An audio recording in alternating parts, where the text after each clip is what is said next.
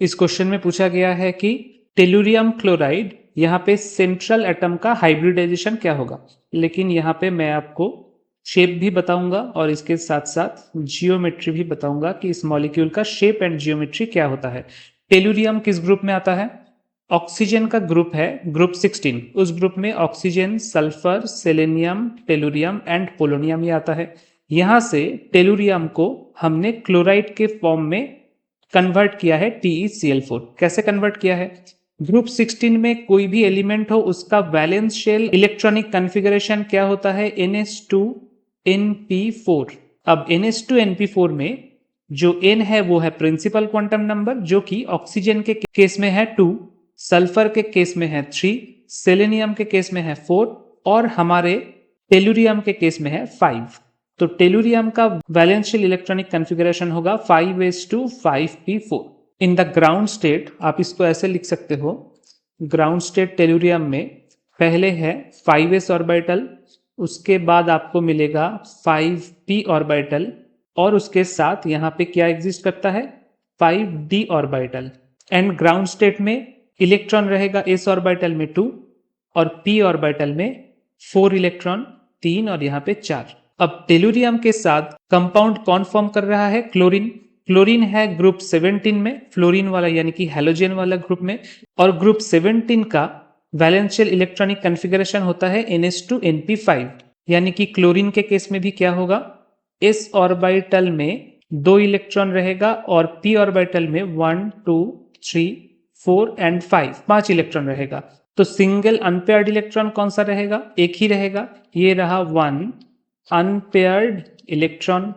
अब इस unpaired electron को बॉन्ड करने के लिए और एक ऐसा ऑर्बिटल चाहिए होगा जहां पे और एक अनपेयर्ड इलेक्ट्रॉन है, तब जाके ये दोनों मिलके क्या कर पाएगा? बॉन्ड फॉर्मेशन कर पाएगा। और इस टाइप के अनपेयर्ड इलेक्ट्रॉन वाला ऑर्बिटल टेलुरियम के पास कितना है?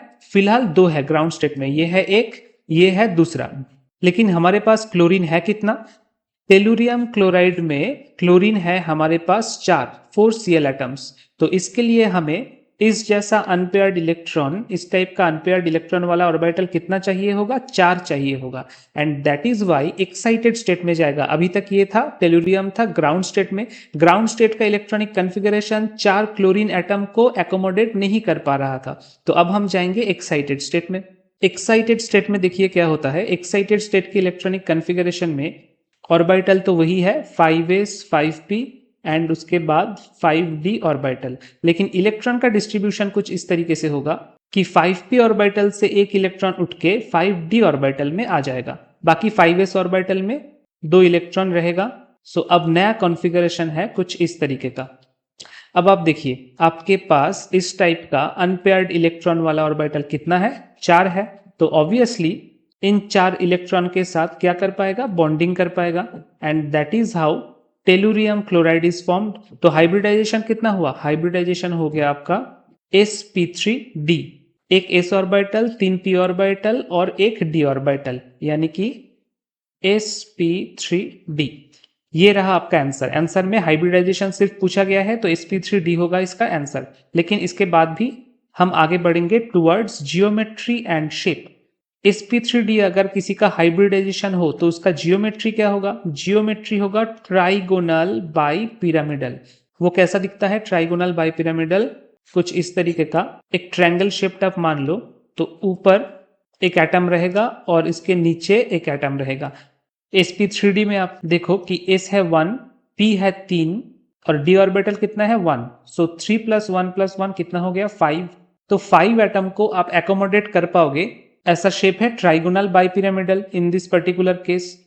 और वो 5 एटम कहाँ कहाँ पे जाएगा? अगर सेंटर में टेलुरियम है तो ये रहा आपका एक क्लोरीन, यहाँ पे और एक क्लोरीन, यहाँ पे और 2 क्लोरीन और यहाँ पे क्या रहेगा? एक लोन पेयर। लोन पेयर हमें कहाँ मिला था? ये जो s ऑर्बिटल है, इस ऑर्बिटल का 2 इलेक्ट्रॉन मिलके आपको देगा लोन पेयर।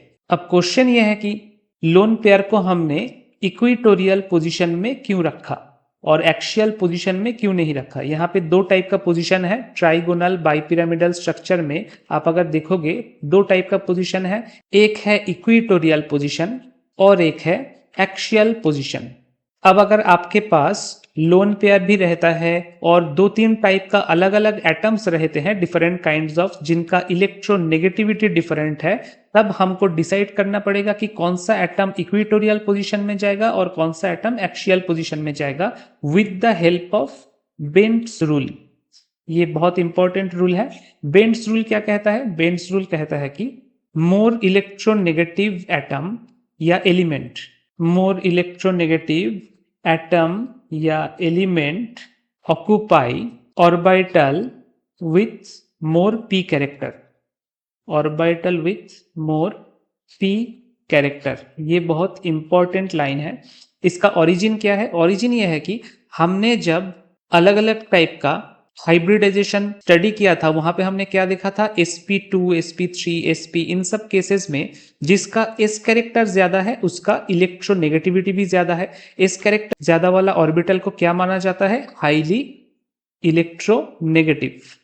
अब आप देखो, सिंपल सा रूल है कि अगर दो इलेक्ट्रोनेगेटिव एलिमेंट आपस में रहे तो वो क्या करेंगे? रिपल्शन करेंगे। तो एक इलेक्ट्रोनेगेटिव ऑर्बिटल एक इलेक्ट्रोनेगेटिव एलिमेंट या एटम को एकोमोडेट नहीं कर पाएगा, तो वो इलेक्ट्रोनेगेटिव एटम कहां पे जाने का कोशिश करेगा? जो कि इलेक्ट्रोपॉजिटिव ऑर्बिटल है। और उस टाइप का ऑर्बिटल क्या है? p कैरेक्टर वाला ऑर्बिटल। एंड वहां से ओरिजिन है बेंट्स रूल का कि मोर इलेक्ट्रोनेगेटिव एटम और एलिमेंट प्रेफर करेगा इस टाइप के हाइब्रिडाइज्ड ऑर्बिटल में रहने के लिए जिसके पास p कैरेक्टर ज्यादा है, यानी कि इलेक्ट्रोपॉजिटिव कैरेक्टर ज्यादा है। अब यहाँ पे क्वेश्चन आता है कि ट्राइगोनल बाइपिरामिडल में ये जो 5 ऑर्बिटल है, पांचों का हाइब्रिडाइजेशन है sp3d। अब sp3d अगर पांचों का हाइब्रिडाइजेशन है तो इसको आप डिफरेंट कैसे करोगे? 5 में से 3 है इक्वेटोरियल और 2 है एक्सियल। इनमें आप डिफरेंस कैसे करोगे? आप ऐसे डिफरेंस कर सकते हो, sp3d को आप ऐसे लिख सकते हो sp2 प्लस pd ऑर्बिटल। यहां पे कितना ऑर्बिटल है? 3। और यहां पे कितना ऑर्बिटल है? 2।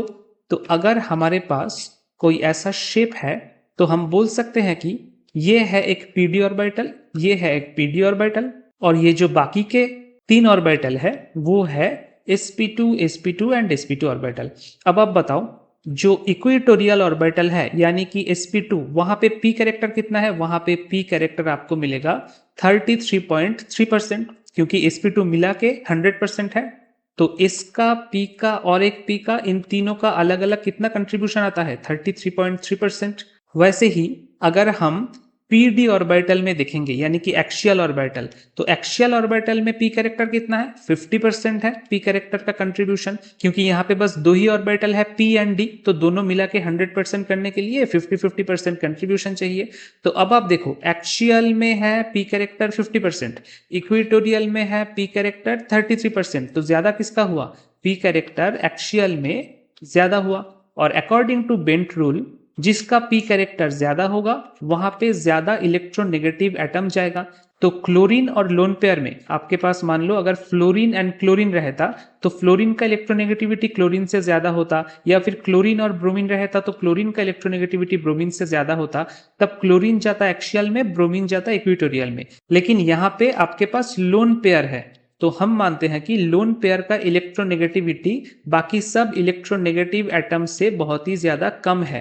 एंड दैट इज वाई जब हम क्लोरीन एंड लोन पेयर में कंपैरिजन करेंगे तो इलेक्ट्रोनेगेटिविटी वाइज ज्यादा इलेक्ट्रोनेगेटिव एटम यानी कि क्लोरीन एटम कहां पे जाएगा? ज्यादा p कैरेक्टर वाले ऑर्बिटल में यानी कि एक्सियल पोजीशन में, और लोन पेयर रह जाएगा इक्वेटोरियल पोजीशन में। वही मैंने यहाँ पे किया है।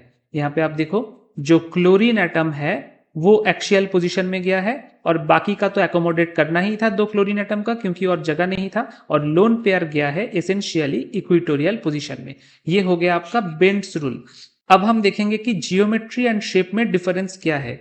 Geometry is theoretical. बस आप इतना ध्यान में रखना कि जियोमेट्री थियोरिटिकल है, जबकि शेप है प्रैक्टिकल। प्रैक्टिकल मतलब आप आंखों से जो देख सकते हो, practical with a visible structure.